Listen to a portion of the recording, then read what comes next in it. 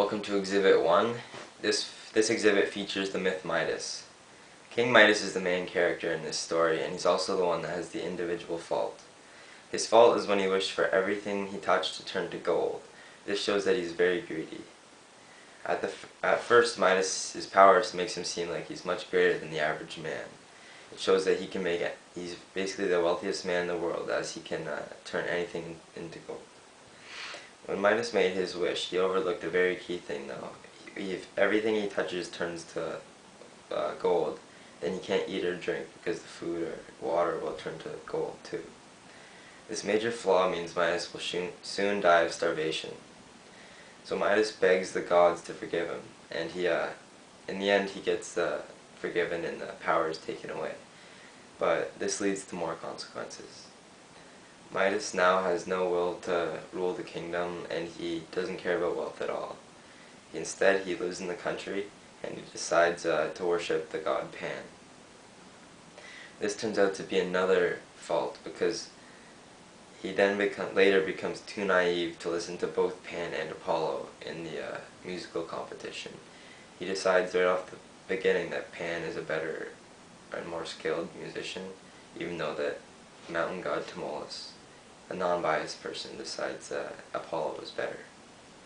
This leads to the consequences of Apollo. He gets angry because Midas he doesn't believe that Apollo deserves to win, and so he gets the ears of an ass, which he ends up with for the rest of his life. Next, we will be looking at the critical analysis method that works best for this story. I think it's the mythological and archetypal method. This criticism looks at the instinctual aspects of the human nature and that are touched by certain situations and conflicts. This works very well with Midas because he acts like any other human would, using his instincts to respond to situations and conflicts. For example, the majority of the people in the world want more money. In this myth, Midas instinctively, when he's offered any wish he could have, he instinctively chooses for something that would make him more wealthy, which was the gold. Another example is the bias people have when they worship something.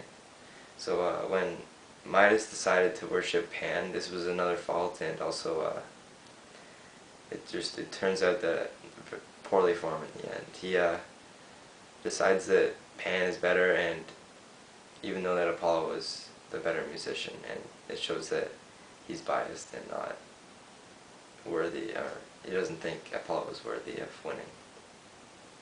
So overall, this critical analysis method, it works very well with the myth, and also Midas and his story, it follows individual faults very closely.